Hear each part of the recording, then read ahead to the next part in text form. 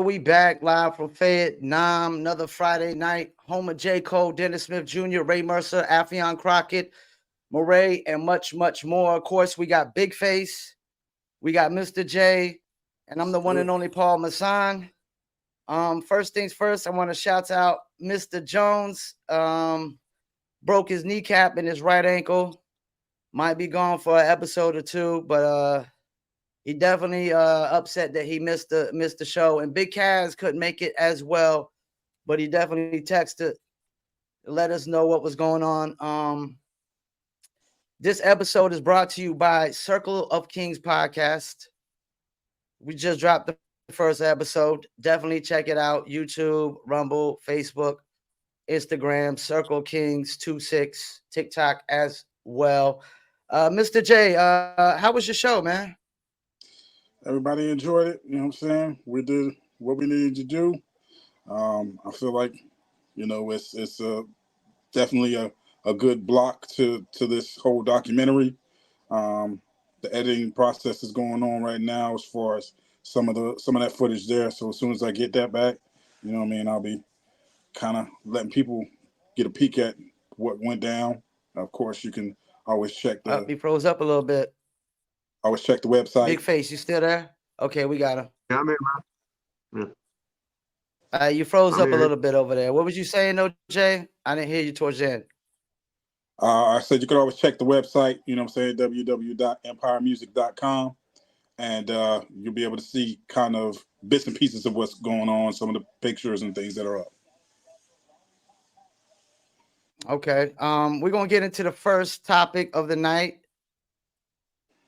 Who has the best rap voice in hip hop? Let's go ahead and start with Big Face. I already know who you probably going to go with too anyways. That would be Big Face. Dopest voice in all hip hop. You going with yourself? You going with yourself?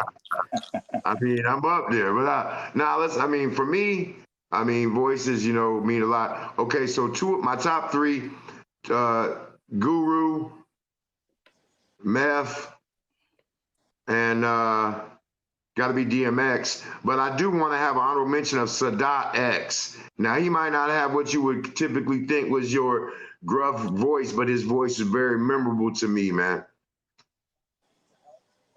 Definitely. Sadat X definitely has a voice that stands out.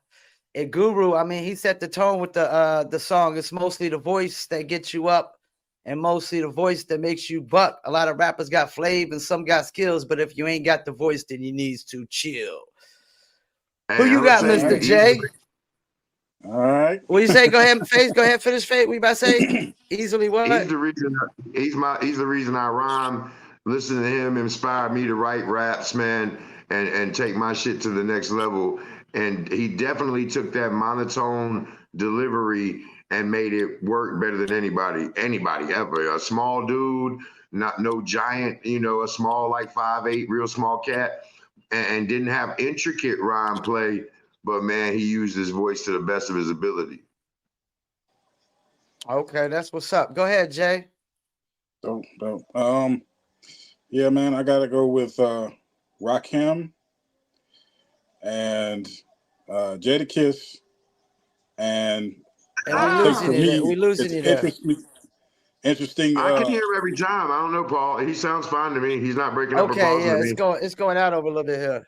Okay. Like I said, Rakim, Jadakiss, and an interesting pick for me, I think, is Lord Have Mercy. Lord Have Mercy had like a real mercy. I hadn't even heard Lord Have Mercy. I forgot about that cat, man.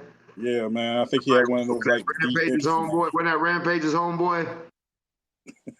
Yeah, Flip. He was a Flip Mode cat. Yeah. Yep, Flip Mode. Yep. Flip Mode was not the squad. We find out, looking at it from hindsight. Yeah, he definitely made it off his voice, but nobody's seen his face until later after Flip Mode. If you was right next to Lord Have Mercy, you would not know who Lord Have Mercy was. You would not know him. No, but he definitely had a distinctive voice in the game, I think. Lord have mercy. Yeah. Rickety Rocket was my favorite cartoon. Yo.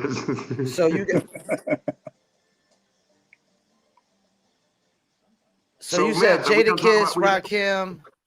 Math, Guru, oh, I'm sorry, Jay, yeah. Jadakiss, Rakim, and Lord of Mercy. Yeah. You know, Jada's got Okay. that rough kind of, you know, definitely rough style, you know what I'm saying? That laugh. You know. That's the dopest ad lib in all of hip hop. You know what I mean? And it's all by accident too. Like just, you know, going in the studio, you know, he was trying to spit some verses out and, you know what I'm saying, trying to clear his throat, and that came out. And it was a wrap from there. But yeah, definitely I was gonna Rakim. say Jadakiss and Guru. But I want to throw in another one, Biggie Smalls. I just thought Biggie Smalls' voice just, I don't know, man. For me, I thought his voice was amazing. He had I a don't know dope what voice. y'all Definitely had a dope thought voice. about that. Biggie had a dope voice. I mean, really. I mean, you want to get into it. I mean, Nine. I mean, you go into like a lot of people made it off just their voice initially. You know, whether it lasted a long time or not. But yeah, you know, Meth. The females love Meth, man. All the women love Meth's voice. He could say anything he want, and there they are. Yeah. Is there anybody we're missing, like honorable mention? I mean, because Nine definitely, it was the voice. Like, you could do the Nine voice. Do the Nine voice. Oh, Ja Rule, yeah. I can do the Nine That's voice. another What good you one. want, man? Mac clips for my nan and my name up in lights and now you need. Yeah. That was the Red summer jam for Rum. that one. What about what would I be without my baby? What would I be without you? I'm so tired of being lonely. So baby girl, put it on me. Yay, yay. Where that dude at? Hey. I gotta throw this one out here. I don't know what y'all think about it, but Q-Tip. Cool voice. I mean, he definitely had a awkward voice for hip hop. Q-Tip did. Well, I mean, Sticky Fingers had a crazy, awkward, rasp, strained voice. You know what I'm saying? Onyx A bunch Clip of had cats the grimy voices. push that shit to the limit. You know what I mean? I mean, that was a style there for a minute. Motherfuckers used to think that I did my voice like that. They'd be like, I remember motherfuckers telling me when I dropped my shit, it was playing on the radio at an event, and I had the DJ tell me, man, you trying real hard with that, huh? Nah, man, I try real hard to not talk with a rasp. The rasp is natural, baby. And for most of the cats, maybe that was. But I found when I was on the road that a lot of dudes that sounded like that was studio driven. Even with the twins, when I would go on live and go on the stage with them to do ya, their shit was created in the studio. I could do that live with no technology. Well, let's take it to Fayetteville. Who in Fayetteville has the best voice? Man, I like De Uno's voice. It's different, man. It's kind of like Sadat Exy to me. It's kind of like nasally, but it's very distinctive. When I hear it, I know. That's what I like a voice in hip hop. If I hear your voice, I immediately know it's you, right? I immediately know that's the rapper. For me, I mean, De Uno had a great voice. 40 Cal had a great voice. Anybody stand out for you, Mr. J? You know, personality wise, voice wise, it was definitely, you know, R.I.P. Filthy. Definitely one of those people who had a distinct voice, a distinct sound. I mean, you gotta say Big Face had the dopest voice ever out of Fable Rap. I gotta go with Nerve Wreck. Filthy definitely Rich's top tier. Stand on business. I gotta go with Nerve Wreck. Stand on business. They're alive in the real now. Hey, I'm still doing commercials. What they doing? I'm doing voice work. What they doing? You know what I mean? All right, so let's get to this next. Hey, here's the life. May you be a winner. If she don't let you come in her, come on her, come in her.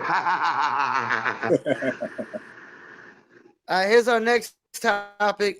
Special request. Ashanti and Nelly back together. What do y'all think? Mr. J, start that off, man. All right. Well, sometimes you got to spin the block. You know what I'm saying? People grow up. People, have their bald head whole phase. You know what I mean? And then they come back and they grow up and they go do what grown people do. So, I always root for people to have success in their life. So I can't say nothing bad about it. You know what I mean? If it works out, it works out. I'll say this. I I hate enjoy it. the hell out. Go ahead.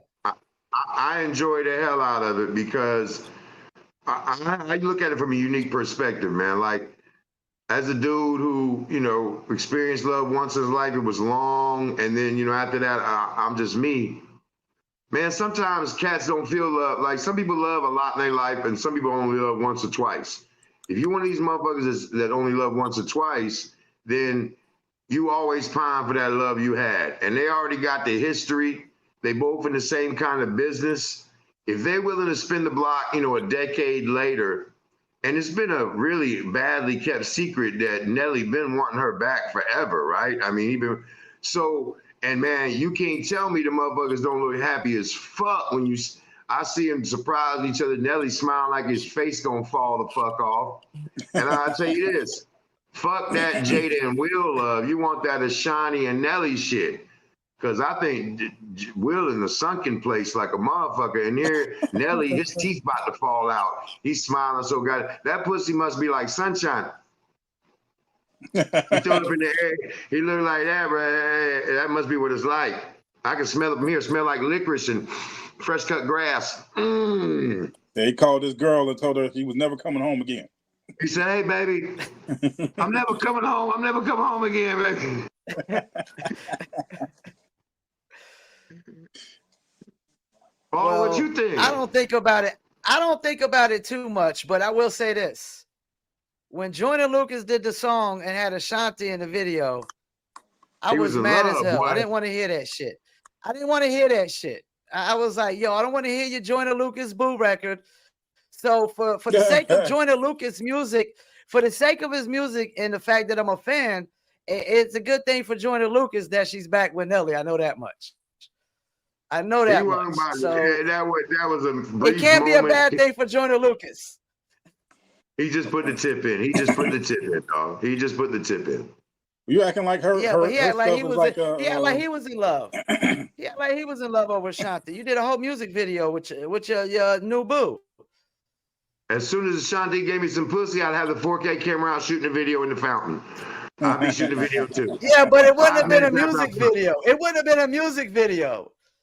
The condom would still be wet, and I'd be out there shooting. I'd be having a beat made. It'd be the other kind of video, not a music video. I don't care with the baby hair girl. I don't care. She got a beard. She got that facial baby hair. She probably got that shit running down the small of her back too. I don't give a fuck. I'll lick the baby hair, bitch. That's crazy. You act like her crazy. Stuff is like Hey, look. First of all, Erykah Badu, like she's gonna have him wearing crochet pants or something on. Alexa gave me a blowjob. Or Alexa, give me a blowjob. My bad. Wow. Did it work? For you kids at home. Did it work? Motherfucker, hey, listen, I'm single. I get more pussy than anybody. Married dudes don't get no pussy. Single guy, we get pussy all the time. You got to turn down. I got one outside right now, the door locked. You got to stay outside.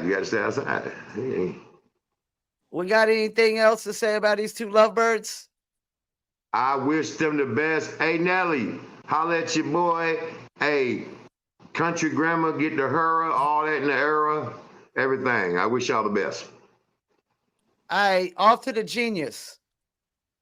What do you think about Andre 3000? Andre 3000 dropping the Flu album. And before we get into this, we talked about this last week. Hold up. We talked about it last week. One of y'all brought it up. Right when we got off the podcast, my man emailed me the Flute album. I tried to give it a two-song listen, and I couldn't listen too much. But I'm going to let one of y'all take this away with this. I heard that Sherry Berry gave it 4 out of 5 stars. Who? Sherry Berry. Is she a genius? She the one that signs them little signs in the elevator. You know, at the bottom of the elevator, Sherry Berry. Is she a genius? The elevator inspector. Why the 5 stars for the elevator music, Gutch? Hey, I What do we played think? that shit out loud. Is he a genius? I played it out loud, man, and I had my doors open. Next thing I know, I had snakes and rats and everything climbing up to my shit. Had the Pied Piper in this bitch. Some crack hoes showed up. Talking about, no, I mean, listen, is he a genius? I read both ways. I love Andre 3000. As far as I'm concerned, he's earned the right to do whatever the fuck he wants to do, man. I mean, he is the greatest. He's the greatest MC from the South of all time. Period. He led the resurgence. He still does. No one can touch him lyrically. I don't give a fuck if you say UTI, you Jeezy. None of them motherfuckers. It's Andre 3000, and that's the list. But like he say, man, I read somewhere that they said, look at all the placements this cat's gonna get, man. He gonna get like movie placements, commercial placements, music. Yeah, of course. But I don't think he did it to get placements. You see Andre saying, wow, I'm gonna get all these fucking placements. No, he filling the flute. He made the motherfucking flute record. I mean, of all of us feeling it, hell nah. I mean, we ain't, come on, man. Motherfuckers is not rocking. But I bet you that bitch got a million spins this week on a straight up flute. My little daughter Mia was playing her recorder. I was like, yo, I'm gonna put, that's the remix. I'm gonna remix that right there. It's the flute. I'm trying to find my 5th grade recorder right now. Yeah, where my recorder at? I got to find it right now. I'm going through some trunks trying to find my 5th grade recorder.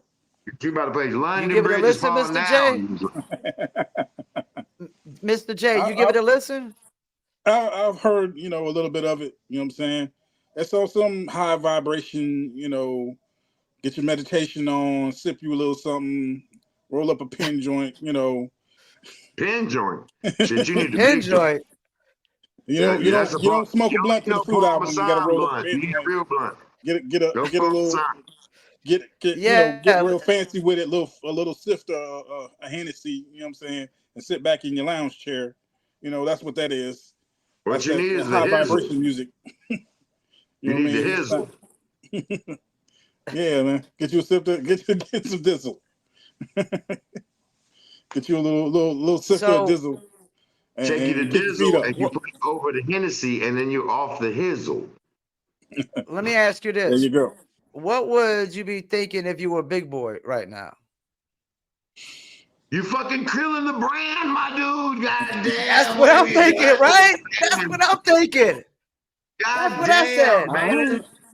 I don't even know if he's killing the brand. We already knew that he was somewhere else with it. Like when they came out with AT-Aliens and the dude came out with a silver wig on and some furry pants on, we already knew he was on another planet.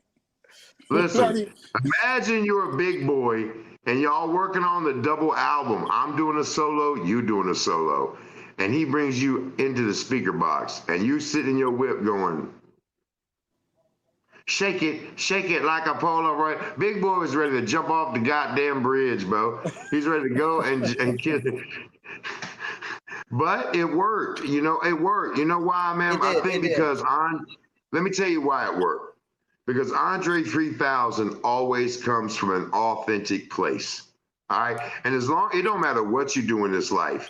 If it's authentic to you and you believe in it for real, it's not a gimmick. It's not something you think is going to be cool. It's something that is in you. It's always going to win, bro. And he going to win with that for life. Yeah. And he's kind of bold, right? This is like a bold move, right? To just drop a flute album? What? Hell yeah. How bold you got? Motherfucker, what? Yes. Brave is what? Hell yeah. Some motherfucker swinging his nuts in Times Square. People seeing him walking around the country carrying that damn big ass flute is brave. Shit.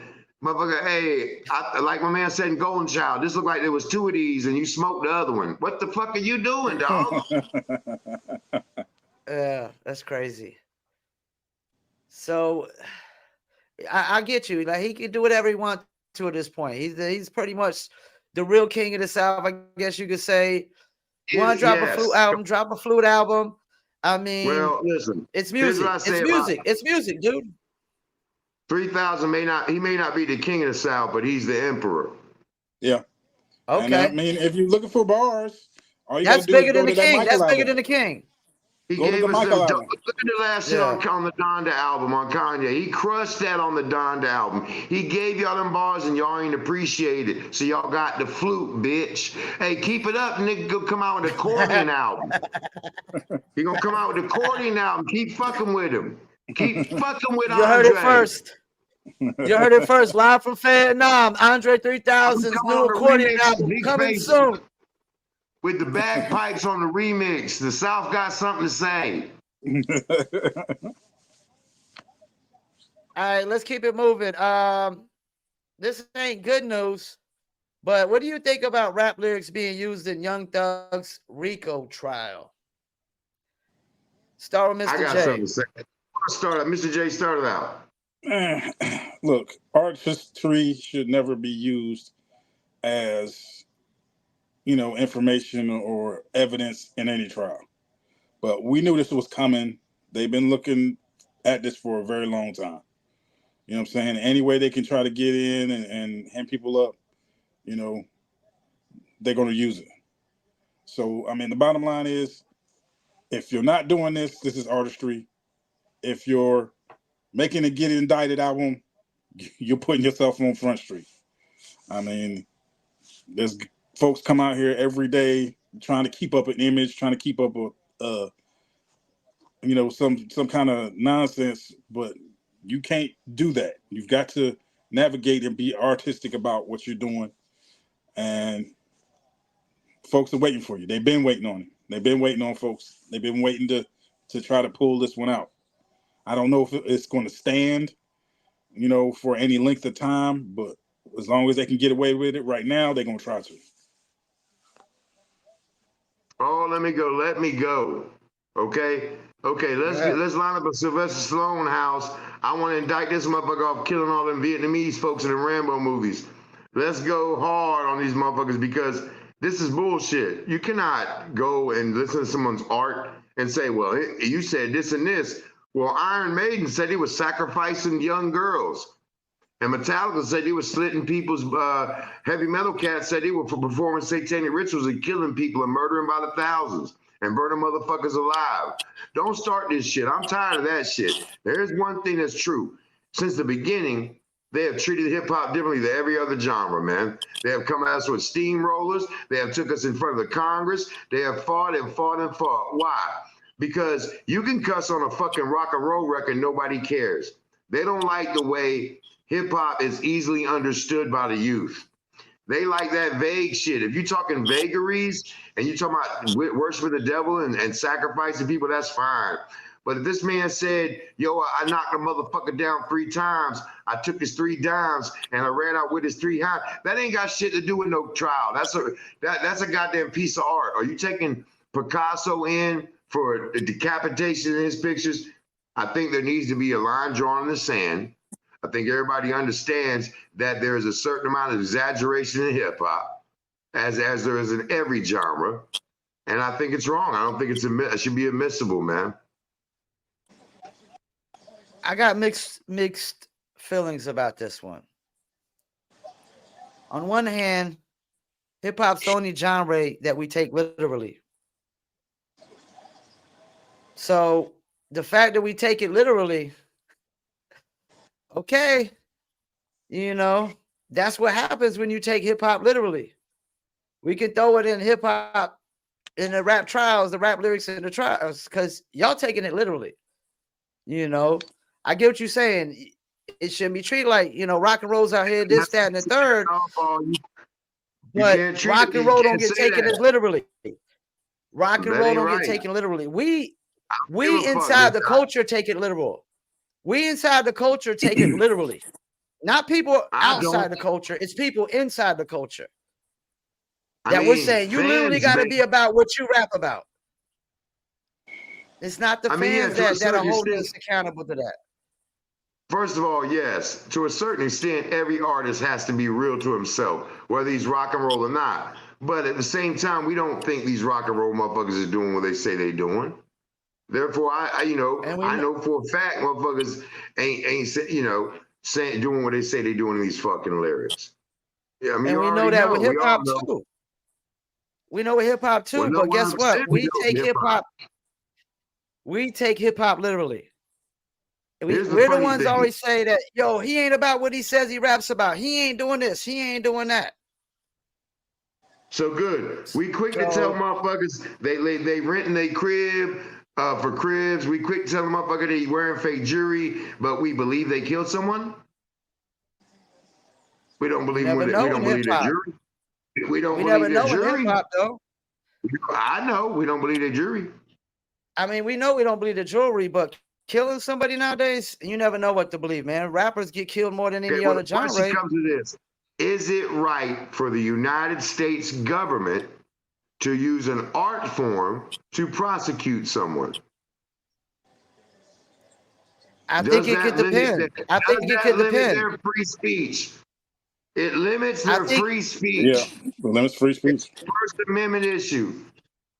I think if you actually describe an actual crime and its details in the song, and it's on a recording, it's on an actual recording, they almost can use that as evidence. I've listened to what they want to use as evidence. It could go 8 ways. You have to interpret it a certain way. I'm not trying to, and we're not trying, we shouldn't be in no court of law interpreting lyrics, man. Because we all know, we thought You're So Vain was about Warren Beatty for years. We don't know what the fuck these lyrics are about, man. It's personal. What does it say if he gets found guilty? What does it say going forward if he gets found guilty? Says the same thing it's always said, that people of color in this country have a different set of laws than everyone else. That's what it says. Same thing it's always said. That's a fact. I get you. Hip hop, I mean, hip hop is held to a different standard. It is held to a different standard. You know what? Hip hop was something the government never saw coming. And when it did, they took control of it. Now they use it as a weapon. Hip hop was something that the majority black community, but also us, like me and Paul, white boys that happen to grow up in the poor community beside them, we happen to get, our white privilege didn't help, but we got washed up in the wash. It's cool. We love it. But I'm just saying, they didn't expect it to become the cultural powerhouse that it became. So now that it has, they've co-opted it, man. And now look, this is what we got left. You know what I'm saying? And this is the bullshit. They're going to do this just to show a motherfucker, we can come take you whenever we want. We can come get you whenever we want. Yeah, and we better hope he gets found not guilty, because if he gets found guilty, they're going to be throwing rap lyrics in every trial. Well, they've been doing it with books too. They've been, there's a lady who wrote a book, that supposedly killed her husband, and she wrote this character into the book that killed her husband, and they threw the book at her. So I mean, yeah, but that was a white did woman. Did she get found guilty? But it took them 15 years to catch the white bitch. 15 years later, yeah, exactly. Not right now. Yeah. All right, let's get to this next one. We get into this next juicy topic right here. Oh, I love Cassie it. Come on. files a lawsuit against Diddy. The Cassie and Diddy lawsuit. Let me loose. Okay, so go ahead, Face. Go ahead. All right, so Puff Daddy, Diddy, Brother Love, whatever the fuck you want to call him. So we all heard about the Cassie lawsuit. The fucking next day, 24 hours later, he settles an 8-figure, not 7, 8-figure settlement with Cassie. Some are saying it's $30 million. So he quickly paid the $30 million in 24 hours so Cassie would shut the fuck up. And now we hear that Puff Daddy has another allegation, some 25 years old, that he fondled the buttocks of another bitch. So look, man, like I said to you in private, P, we talked about this week, all week, bro. Yo, this motherfucker is in for the long, slow, heel down razor blades into the pool of alcohol. Man, Diddy is fucked. He's fucked. He's fucked multiple ways. We already had heard the nightmare stories. Diddy done clapped dudes' cheeks. Diddy done did all this shit. It's more to make you walk across the bridge for some cheesecake, my motherfucker. This cat is about to really face some wrath. And this is the beginning. This is the beginning of the end for Diddy. I marked this. What I'm do you starting to think, think Jay? that's Is why this he the gave all that. beginning of the end for Diddy? It looks tight, bro. It looks tight. Because you start to wonder, is that why he supposedly gave all that stuff back? You know what I'm saying? Because he knew some things was coming down the pipe. But there's two ways to see this. Certain cats pay to keep people quiet, or pay to keep these lawyers from charging all these billable hours because they know these billable hours are coming, and they don't pay by the regular hour. It's billable hours. Whatever they do, you got to pay up. So to kind of end around some of this stuff, certain people will just pay it out. But in Mr. J, you in don't this pay 30. situation, Hey, I ain't never in my life heard of a motherfucker paying 30 million the next day. One day it drops in the news, the next day he paid 30 million. Never. you ain't never heard of that happen that fast, no. But this is the news cycle. This is Hey, the social media news cycle. So so it may my have word already on the been street, paid, but now you just hearing about it. I happen to have some networking inside a couple of these inside sources in New York, honestly, that said this was going on before she dropped the news. That she wanted 30, he wanted to give her 20. She said, okay, I'll call you bluff. I'll put it out in the news. And then she got 30. I mean, I feel like this was already happening. He was ready to pay. He didn't want it to hit the news, man. He is devastated right now. From what I hear, inside story, Puffy is full damage control right now. He's devastated by this. He did drink champs recently. He was trying to get in front of some of this. Yo, he feel like he about to get Bill Cosby, man. And it looks like that's what's going to happen because people keep coming out. They know that it may not be true, but that once you pay somebody else, they If the figure, money oh, look well, right, now I mean, like, he's going to hey, pay me. Puffy, didn't you try to put that thing in my booty hole one time? I'm trying to get a couple million. You know what I'm saying? And here come the train. Here come the train. They coming, Everybody else trying to get this money. hey, But it's funny too, kind of the aside, because dialogue, there's multiple people going through this now. There's a few people that Dialogue might are have been spitting hot getting like them same Dialogue said, assault fuck it. charges. Dialogue said I'm spitting hot like fire. You might have been spitting hot like fire for real. Yeah, there's multiple people getting 30 these million. assault charges now. Now they trying to get little stuff coming out about Aaron Hall, Hey, this Paul, person, would that you let person, him put everybody it? connected to Paul, would you let him put his middle finger up to the knuckle in your ass for 30 million? Just to the middle knuckle. 30 I would million. kill Diddy. I would kill Diddy. I would kill Diddy over that. You'd have 30 million. But you'd have 30 million with you. You ain't gonna be able to spend that 30 million. Keep the money. Keep the money. You Keep ain't the gonna be able money. to spend that 30 million. You I ain't gonna be mean, able to go outside. if somebody comes out and somebody says they got dirt on you, and next day you spending $30 million in a bank account, you definitely got something to hide. Something very ugly you don't want to come out. I know that much. Very ugly. Something very ugly you don't want to come out. Yes. I mean, gosh, 30 million, even for Diddy, that's a hit, right? Well, he's a billionaire. Let's be real. It's not really a hit, yeah, because you got that. It's a hit, yeah. He's worth $1 billion. So it's a hit only because you got to move some money around. But it's more of a PR hit. We're talking about, man, forget the ownership of the music and the masters that are worth multi hundreds of millions of dollars. Let's talk about his interest in other businesses. He owns global markets and AMC theaters. He has multiple liquor brands that are worth hundreds of millions of dollars. I mean, you're talking about an entity that trades on the stock market, man. This dude's brand took a huge hit. He's going to bleed money, and the type of money that makes him sweat, for sure. And if one comes out, we've already seen what happens in this time, in this day and age. We've already heard this week that someone has came out, and they are suing Diddy from the 90s for sexual. So what happens next? How many other women come out? I mean, it doesn't look good. It doesn't look good, man, for brother love. Yeah, man. Well, we got G on the podcast now. Once things open up, man. Once things open up, everybody piles on. We got G on the podcast. We got G on the podcast. Gia! Say what's up, Gia. Gigi! All right, sit down.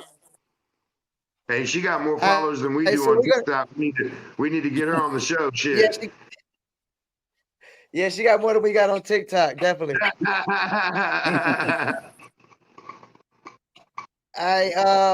We're gonna get to. We got time for one more topic. We're actually like only 35 minutes in, so we're gonna end probably early. This one was a shocker to me when I've heard it. What was your first reaction to Snoop saying he quit smoking weed? Don't believe it. Jay? Don't believe it. It's You didn't believe it at all. Nah. You know what I mean? It comes out with all this other stuff. You know, the like I said, the social media news cycle. You know what I'm saying? Diddy, the this, and a couple other things. Nah, I didn't believe it. I was like, okay, he's advertising something. We just got to figure out what it is. You know what I'm Go saying? ahead, hit Hey, your Paul. bone, big face, because this is our reaction to Snoop Dogg saying he quit smoking weed. Paul, you already know what I thought when I first heard it. We talked about it, and I said, this is bullshit. He up to some no good. And what do we find out? He's up to advertising for the Solo Smoke Smokeless Fire Pit. So, I mean, we already knew, man. Come on, man. It's like saying Aquaman ain't jumping in the motherfucking water, dog. Pookie ain't gonna smoke no crack. You know what I'm saying? Come on, bruh. Shouts out to my guy, Chris Roker. He tried to sell me on this. He's like, yo, man. He said, yo, like, respect his privacy and his family, and he's quit smoking. And I'm like, nah, man. Nah. It's bogus. It's bogus as hell. Why he gotta talk about respect his privacy? Like, you've been smoking in every state, every city, in every country, and now you're talking about respect your privacy because you want to stop smoking. No, this is what we think about that. When Fire in the hole. No way Snoop Dogg is quitting. He was being super Let's shout out dramatic. that grill. What's that grill? Solo Smoke. What's that grill? Solo Smoke. Solo Shout Smoke. out to Solo Smoke. We do Solo Smoke a lot. Big faces on the Solo Smoke over there. I'm on the Solo Smoke over here. Marketing genius, though, right? Marketing genius. Yeah. You got millions of views behind that. Did you know it was a marketing ploy instantly, Mr. J? Yeah. I mean, it just had to be. It wasn't a health thing. You know what I mean? He's like 50 something. So, you know what I'm saying? If it would have been a health thing, it would have been something that came out earlier, long before all this. So, my guy tried to throw out emphysema out there on me, and I'm like, emphysema, man? What? Come on now. Come on. I mean, he tried to sell it hard on me, man. Like, you don't know, man. He said, respect his privacy and his family. I'm like, man, you really? We believe in that, man? That Snoop Dogg quit smoking. Like, what would that do for his brand? Would it help his brand or would it hurt his brand? I don't think it would matter either way, man. He's too big, either way for it to affect whatever he's doing. You know what I'm saying? And he's got his own smoke. Like, he's literally got his own, his own brand of cannabis, brand of vaporless stuff. So, I mean, that doesn't make sense. So, I don't think it would hurt his brand at all. Fucked his brand up, hurt his brand. That man holds more than $40 million a year in shares in marijuana companies. He owns 2 CBD companies that are very profitable. It would have fucked his brand up. He knew exactly what he's doing. He's a marketing. That was a genius, man. Snoop can do no wrong. Like we talked about earlier, Paul. He's one of those statesmen in hip hop. There really ain't nothing Snoop can do wrong. You know what I'm saying? And once again, Snoop proved to be the unk of all of us. And fucking, boom, make his money. But once again, we need to think of something like that, right? Here's to you, Snoop. Here's to you.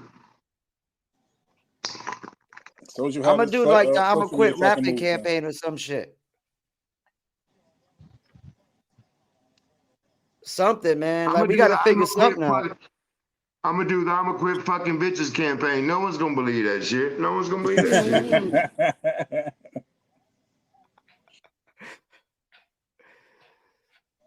All right, well, Got two we of them like right 40 here. minutes in, but we're going to wrap it up and we're going to do some shout outs and whatnot. Anybody got some shout outs they want to do? I want to shout out Mr. J and the important show he did last weekend, man, bringing back real hip hop. I hate that we couldn't be there due to some vehicle issues, but man, our heart was definitely there. I want to shout out Paul Masson, who works tirelessly behind the scenes on multiple projects for all of us. We talking about Promo Palace, talking about the Paul Pickett podcast, Circle of Kings, live from Fayettenam, amongst others. Shout out to Mr. Jones, man. I hope you feel better, my brother. The show ain't the same without you. Shout out to Cass and Big Cass mom, man. I hope everybody had a great Thanksgiving, all right? Shout out to Circle of Kings, man. We launched the show this week. We are very proud of it. It's going to get better every week, and just rock with us. Man, shout out to all y'all, man. Happy Thanksgiving to y'all, man. I've enjoyed doing this show, bro. The city is very important to all of us, and that's why we show up and do this shit every week. Shout out to the whole 2-6, man. Happy Thanksgiving, Fayetteville, man. What's up, my motherfuckers?